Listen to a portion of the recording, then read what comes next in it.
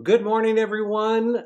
Today is Tuesday, September 2nd. I should say good morning, good afternoon, good evening, wherever you are watching this, because I know you're watching this. I can tell because all 13 of you respond to me. Today is Tuesday, September 2nd, the very first Tuesday of September, and we are here live from the Presbyterian Church of Broomfield, offering you some encouragement. That's our goal each Tuesday, to help you get through the week. And before we do that, we always have some announcements. First of all, I hope you all had a good Labor Day weekend. I know we took that opportunity to clean our garage, which was really not a good use of Labor Day, but garage looks pretty good. Anyway, coming up this Saturday, September 6th from 10 to 2 is our semi-annual blood drive.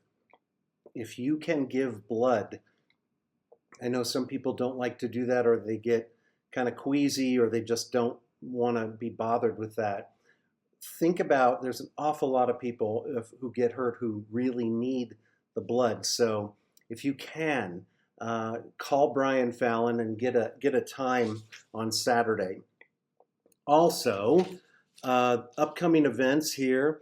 This Sunday, Sunday school starts, and it's adult Sunday school, and it goes from 9:15 to 10:15 in the morning.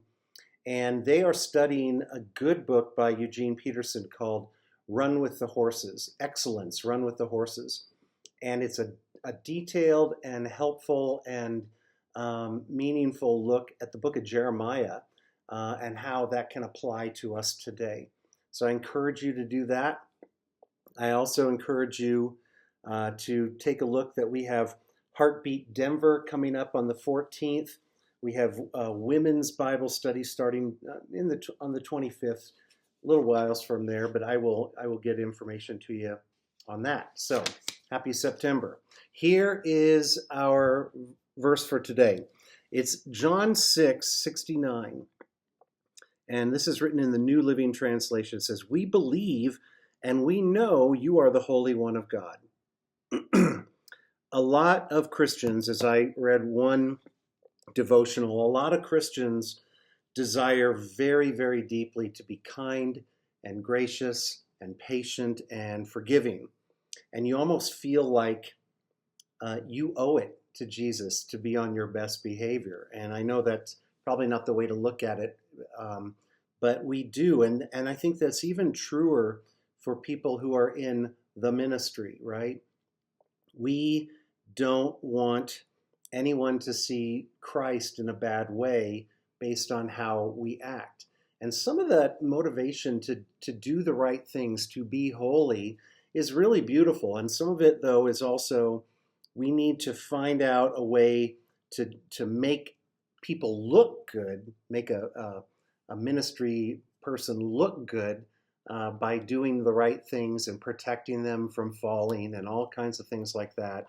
And it can be a real loss of what we're about. It's sort of distorted about what the grace of God is. And Christian leaders these days will bend over backwards to come across very cool and very hip and in no way whatsoever judgmental or condemning. And the problem is, in an effort to be a good poster child for Jesus, you've sort of hidden or left off this other side of Jesus's personality. The man is dead serious about holiness. Jesus is. You can't ignore the deeper issues of the soul. And as far as Jesus is concerned, holiness is a matter of the heart.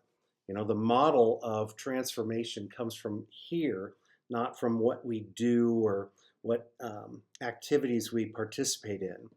The heart, the mind, the will, the soul needs to be transformed by Jesus Christ.